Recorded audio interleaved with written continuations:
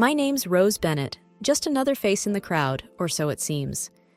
At 28, I've carved out a niche for myself as a librarian in a quaint part of town. My days are typically filled with the rustle of pages, the quiet hum of people lost in stories, and the occasional chatter about books and authors. It's a peaceful, unremarkable existence that I cherish deeply. But there's a twist to my story that's known to only a few. I am, in fact, the daughter of Charles Harrington. Yes, the renowned magnate behind the colossal Harrington Enterprises. Despite this, I've always shied away from the glare of the media and the high society that comes with such a name. I chose my grandmother's surname, Bennett, a deliberate move to disconnect myself from the Harrington legacy and carve out my own path. Dad was surprisingly supportive, understanding my need for normalcy in a life that could easily have been anything but. Outside the library, I have a hidden passion that contrasts starkly with my quiet professional life: poker. Not just any casual game, but the high-stakes world of national and international tournaments. I'm not one to brag, but let's just say I've managed to collect quite a few trophies and accolades over the years. In the poker circles, I'm known for my skill and strategy, a reputation I've built independently of my father's influence. It was at one of these high-profile tournaments that I crossed paths with Mark Dawson. He stood out not just for his skill at the poker table, but also for his easygoing demeanor and quick wit. Mark had a knack for reading the game and the people around him, a talent that made him a tough opponent and an intriguing character. Our connection was instant and undeniable. We found ourselves talking for hours, not just about poker, but about everything under the sun: our favorite books, the best local eateries, our dreams and aspirations. It wasn't long before these conversations turned into dates. Our outings were simple and unpretentious. No lavish dinners or extravagant gifts. Just two people genuinely enjoying each other's company, often over a meal in some cozy diner. I remember one evening, as we walked to his car after a dinner at our favorite burger joint, Mark said with a chuckle, "You know, Rose, I could take you to some upscale restaurant, but I'd have to pawn my watch for that." I laughed and replied, "And risk you checking the time every 2 minutes? No thanks. I'd rather have these easy moments than a night of pretense." That was the essence of our relationship: straightforward, genuine, with no need for frills or facades. It was a refreshing change from the world I was born into, a world where appearances often mattered more than reality. Little did I know that our simple, happy bubble was about to face its first real test. However, in the back of my mind, there was always a niggling thought: how would our relationship evolve in the context of our true identities? As our relationship grew, so did our trust and comfort with each other. It was a typical evening. We were lounging on my small apartment's couch, enjoying a quiet night in. The TV was playing some old sitcom, but our attention was more on each other than on the screen. Mark turned to me suddenly, a serious look in his eyes. "Rose, there's something I've been meaning to tell you," he said, turning off the TV. I sat up, feeling a knot in my stomach. "What's up? You're looking all serious. Did I forget to pay my half of the pizza again?" He chuckled, but his expression quickly sobered. "No, it's not about the pizza. It's about me, about who I am."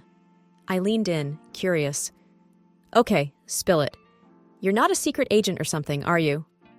"No, nothing like that," he replied, taking a deep breath. "I haven't been completely honest with you about my financial situation. I'm actually... well, I'm quite wealthy." I blinked, taken aback. "Wealthy? Like buying a yacht for fun wealthy?" "Not exactly, but I made a significant amount of money through some savvy tech investments. I didn't tell you because I wanted to be sure you liked me for me, not my bank account." I laughed, the tension easing. "Mark, I've been dating you for months, and the most extravagant thing we've done is order extra cheese on our pizza. I think you're safe." He smiled, relieved. "I guess you're right. It's just been bugging me, keeping this from you." I took his hand, smiling. "Your secret's safe with me, but since we're on the topic of secrets, I have one too." Mark raised an eyebrow, intrigued. "Oh? Do tell." I took a deep breath, mirroring his earlier seriousness. "I'm not just a librarian. I'm actually the daughter of Charles Harrington. Yes, that Harrington." Mark's eyes widened. "The billionaire businessman? That's your dad? I nodded. Yep, but I've kept it under wraps. Took my grandma's surname and everything. I wanted a normal life, away from all that chaos. There was a moment of silence before Mark burst into laughter. So, we're both undercover millionaires pretending to live the simple life? I joined in the laughter, feeling a weight lift off my shoulders. Seems like it. We're quite the pair, aren't we? He grinned, pulling me into a hug. The best pair. I guess this means we can upgrade from extra cheese to gourmet toppings now. I playfully punched his arm. Don't push your luck.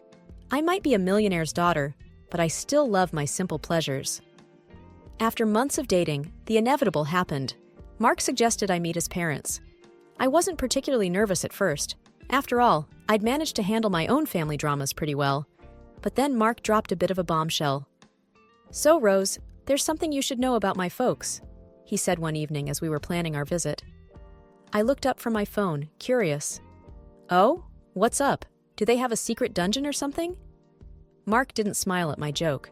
No, nothing like that. It's just, they're a bit old-fashioned. They have this thing against modern women who they think are just after money. I raised an eyebrow. And you think I'll come off as a gold digger? No, of course not. Mark rushed to clarify. It's just, they can be judgmental. I just want you to be prepared. I nodded, suddenly feeling a bit apprehensive. Well, that's going to be fun. Don't worry, I'll handle it. The day arrived, and we drove to his parents' house. It was a nice place, not too big, not too small. Mark had mentioned he bought it for them. They greeted us at the door, his mom, Linda, and his dad, George. The air was cordial, but there was a stiffness to it. Mom, Dad, this is Rose, Mark introduced me with a smile. Nice to meet you, I said, extending a hand. Linda gave me a once-over and shook my hand lightly. Welcome, Rose. Mark has told us a bit about you. Dinner was an experience. They served some exotic dishes I'd never seen before. Linda casually asked, Rose, do you know how to eat this? It's a bit complicated. I hesitated, feeling my cheeks warm. No, not really, but I'm always up for learning new things. Mark shot me a supportive glance, but said nothing. The conversation at the table was strained. George asked about my job, and I could see the disappointment in their eyes when I mentioned I was a librarian. A librarian, huh? Linda remarked. Must be a quiet job. It is, I replied, trying to keep my tone neutral. But I love it. Books have always been a passion of mine. The evening dragged on with more small talk and awkward silences. When we finally left, I let out a sigh of relief. In the car, Mark apologized. I'm really sorry about that, Rose. They can be tough to deal with. I shrugged, trying to brush it off. It's fine. It's not like I was expecting a warm and fuzzy welcome. Mark looked guilty. I just wish they'd give you a chance. You're amazing, and they're missing out on knowing that. I smiled at him, appreciative of his support. Thanks, Mark, but let's not worry about it too much. You can't choose your family, right? The dinner with Mark's parents was just the start. The next day, we were invited to brunch, a chance, as Mark put it, to smooth things over a bit. I wasn't holding my breath, but I agreed, thinking maybe it was just first meeting jitters on their part. We arrived to find a lavish spread on the table. Linda was bustling around the kitchen, and George was reading the newspaper. The air felt heavy, charged with an unspoken tension. Morning, I greeted them, trying to sound cheerful. Good morning, Rose, Linda replied with a tight smile. Hope you're hungry. The conversation started off with safe topics, the weather, a recent local event. But it wasn't long before Linda's curiosity got the better of her. So, Rose, she began, eyeing me over her coffee cup, Mark tells us you're into poker? I nodded. Yeah, I play in tournaments sometimes. It's more of a hobby, really.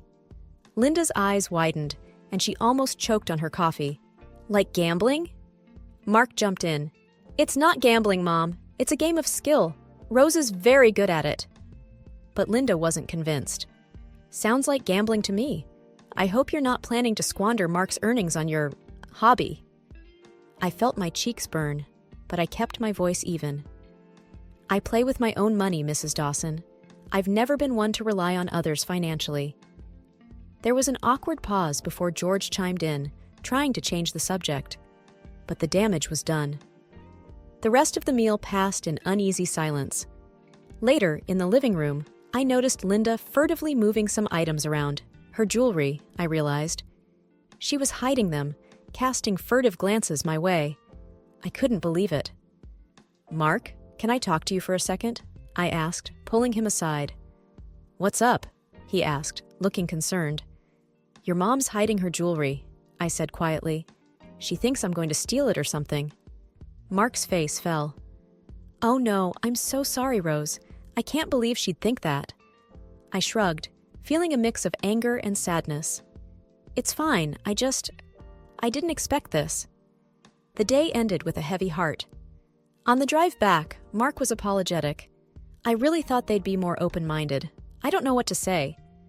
"It's not your fault," I reassured him, though I couldn't help feeling hurt and judged. "Let's just give it some time.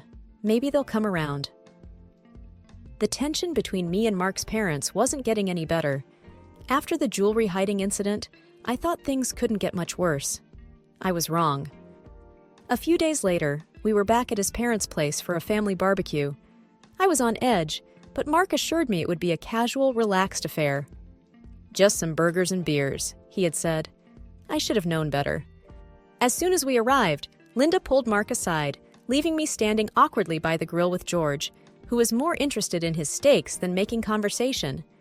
I tried to break the ice. "Those look like they're going to be delicious, Mr. Dawson." He grunted. "Yep. Only way to do it. You cook much?" "Not as much as I'd like to. My job keeps me pretty busy." He nodded, clearly not interested in continuing the chat. I retreated to the patio, feeling out of place. That's when I overheard Linda's voice, tinged with urgency. She was talking to Mark, but her words carried across to me. "Can't be serious about this girl, Mark. She's not right for you. You need someone who can manage your lifestyle." Mark's response was firm. "Mom, I love Rose. She's smart, kind, and she's not after my money. Can't you just give her a chance?" Their conversation was cut short as other family members arrived, but the words stung. I tried to shake it off and be sociable, but the evening was a blur of strained smiles and polite, meaningless chatter. Later, as we were leaving, George pulled Mark aside, leaving me to say goodbye to Linda. She was polite but distant. "Thank you for coming, Rose. It was nice to have you." I forced a smile. "Thanks for having me, Mrs. Dawson. Have a good evening." In the car, Mark was quiet, his jaw set in frustration. I reached over, squeezing his hand. "Hey, it's okay. We knew it wasn't going to be easy." He sighed, glancing at me. "I just don't get it. They're not usually like this. It's like they've made up their mind about you without even trying to know you." I shrugged. "Some people have their ideas about how things should be. It's hard to change that." Mark looked determined. "Well, I'm not giving up. They'll have to accept you, Rose. You're the one I want to be with." His words were comforting, but a part of me wondered if we were fighting a losing battle. It felt like every attempt to bridge the gap with his parents only widened it further. As we drove home in silence, I couldn't help but feel a growing sense of unease about what lay ahead for us. Despite Mark's reassurances, I felt like an outsider, unwelcome and constantly judged. Things came to a head during a Sunday dinner at his parents' house, a dinner that would become the most heated yet. We were barely through the appetizer when Linda began her usual line of questioning. "So, Rose, Mark tells us you're still working at that library. Don't you aspire for something more substantial?" I clenched my fork, trying to keep my tone even. "I love my job, Mrs. Dawson. It's fulfilling, and I get to be surrounded by what I love. Books." "But surely you must think about the future," she pressed, "about being a suitable partner for Mark." Mark cut in, his voice firm. "Mom, Rose is more than suitable. She's her own person with her own passions. That's one of the reasons I love her." George, who'd been quietly observing until now, joined in. "Mark, we're just concerned. You come from a certain lifestyle, and well, Rose doesn't fit into that." I couldn't hold back any longer. "Mr. Dawson, with all due respect, I don't need to fit into anything. I'm not a puzzle piece, I'm a person." Mark looked at me, then at his parents. Exactly. Rose isn't here to play a role. She's here because I love her. Linda's face was a mix of shock and disapproval. Love is fine and dandy, but it doesn't pay the bills, Mark. It doesn't uphold a certain standard. Mark's tone was getting sharper. A standard that I never asked for. I've told you, I'm not interested in maintaining an image just for the sake of appearances. The conversation escalated, voices raised in frustration. I felt trapped, caught in a crossfire of expectations and prejudices. Finally, Mark stood up, his chair scraping loudly against the floor. Enough. I can't do this anymore. We're leaving.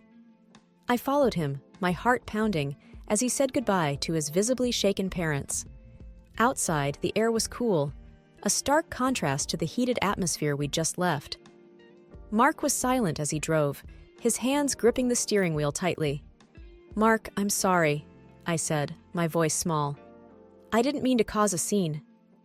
He glanced at me, his expression softening. "Rose, it's not your fault.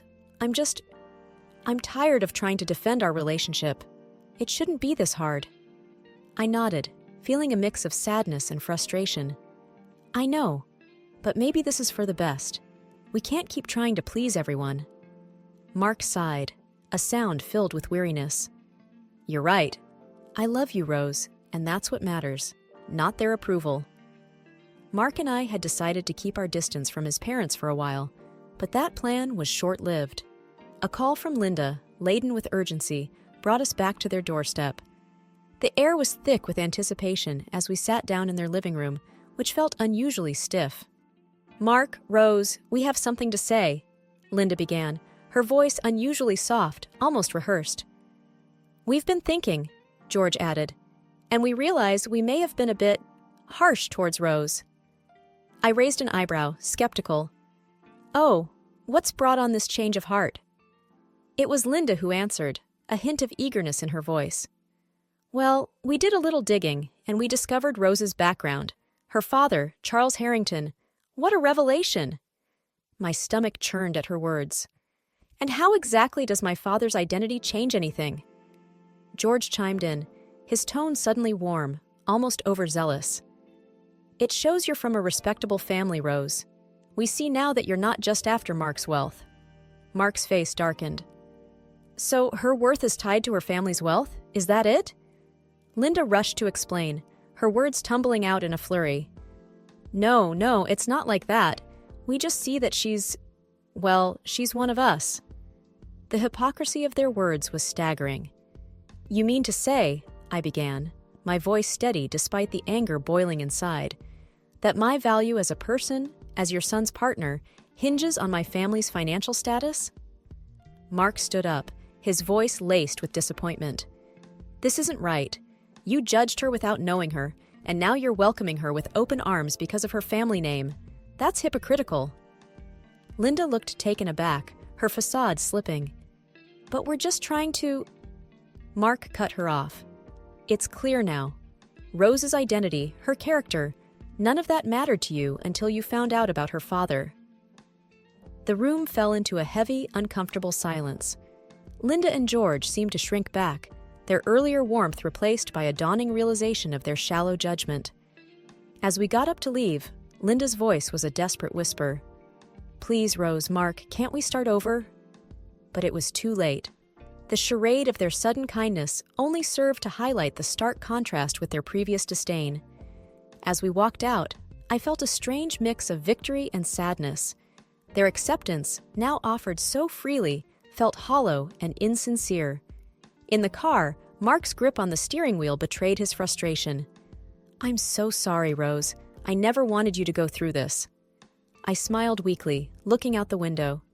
"It's okay, Mark. It's not your fault. We saw their true colors, and that's enough for us to move forward, together." Driving away, the image of Linda and George's forced smiles and feigned warmth lingered in my mind. Their hypocrisy had drawn a clear line, one that Mark and I were unwilling to cross. In the aftermath of our last visit to Mark's parents, the air around us felt different, lighter, yet filled with a sense of resolution. We were sitting on our favorite bench in the park, a place that had become our haven for honest conversations and quiet reflection. Mark broke the silence. "I've been thinking, Rose. About us, my parents, everything." I nodded. "Yeah, me too. It's been a lot to process." He took my hand, his gaze earnest. "I know we can't change how they feel or what they think, but I don't want to lose what we have because of them." I squeezed his hand, feeling a surge of affection. "I don't want that either. We've got something special, Mark. Your parents' opinions don't define us." He smiled, that warm, comforting smile I had fallen in love with. "Exactly. So, I was thinking, why don't we start planning our future? Just the two of us, the way we want it." The idea brought a smile to my face. "I like that. No outside pressures, no trying to fit into anyone's mold, just us, making our own path." Mark's eyes lit up. "Exactly.